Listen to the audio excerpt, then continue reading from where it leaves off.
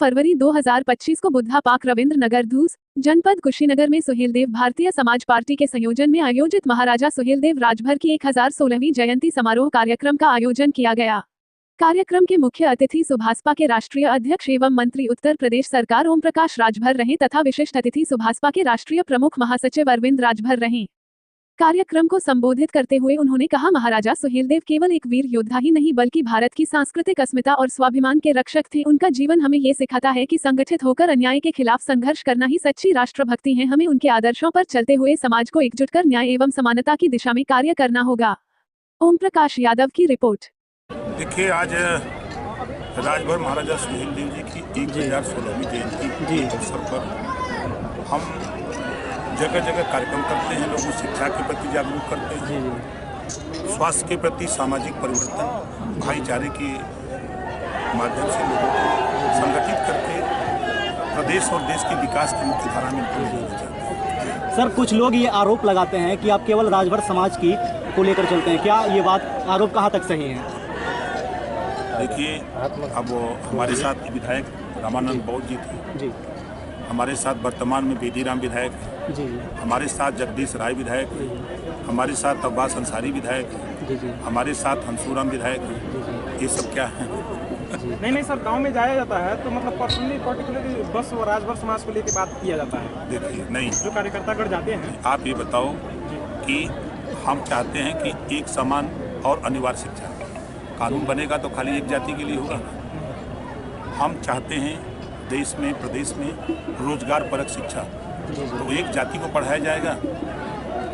हम 27% आरक्षण बांट करके सबको देना चाहते हैं, तो खाली राजभर को मिलेगा? तो ये लोग देखिए, अगर वो हमारे ऊपर कहते हैं तो Bahujan Samaj party, Congress party, Samajwadi party और भारतीय जनता पार्टी, वो उनके ऊपर भी लागू होता है। जो लोग कहते हैं उन्हीं से पूछो कि आपकी कौन सी पार्टी है। सर, आपने अपने संबोधन में ज़्यादातर राजभर समाज को लेकर जो कहा कि शिक्षा को लेकर पिछड़े हुए हैं, कि आपको क्या लग रहा है इस पर? देखिए, निश्चित है कि जब इस देश में महात्मा ज्योतिबा फुले संघर्ष कर रहे थे तो उस समय व्यवस्था थी कि गरीबों को पढ़ने लिखने का अधिकार नहीं था। उनकी मंशा थी कि सबको शिक्षा एक समान, महिलाओं को पढ़ने लिखने का अधिकार नहीं था। तो महात्मा ज्योतिबा फुले ने अपनी पत्नी सावित्रीबाई फुले को पढ़ाया और सभी वर्ण की महिलाओं को, सभी वर्ग की महिलाओं को पढ़ने लिखने का अधिकार अगर किसी ने दिलाया महिलाओं को तो सावित्रीबाई फुले ने दिलाया। और समानता की बात गौतम बुद्ध जी ने शुरू की। उसी बात को, उसी लड़ाई को हम लोग आगे बढ़ा रहे हैं। अब हम अगर प्लेटफार्म बनाएंगे पहले, तो प्लेटफार्म बनाने के लिए हमको तो किसी न किसी एक खेत की मिट्टी लेनी पड़ेगी ना।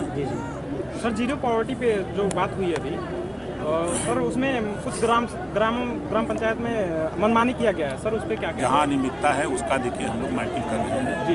वो लखनऊ से उसकी मॉनिटरिंग हो रही है जी, और कहीं कोई गड़बड़ी नहीं कर पाएगा। मिल्कीपुर हार के बाद हमेशा चर्चा में रहते हैं। ऐसा माना जाता है कि सरकार पे दबाव बनाने के लिए ये आपका हमेशा ये वही रहती है। क्या मामला है? हम 24 घंटा चुनाव की तैयारी में रहते हैं। मिल्कीपुर हार के बाद सपा प्रमुख अखिलेश यादव कह रहे हैं अब और हम मजबूत होंगे, क्या कहेंगे? वो सही कह रहे हैं कि जब 4 बार की सरकार थी, सबको लेके चले होते तो आज ये दुर्गति नहीं होती।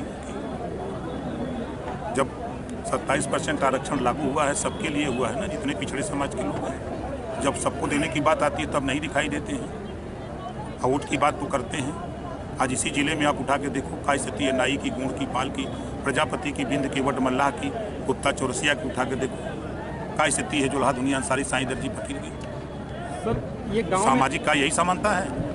आपकी सरकार जो है लगातार कहती है सबका साथ सबका विकास का नारा देती है।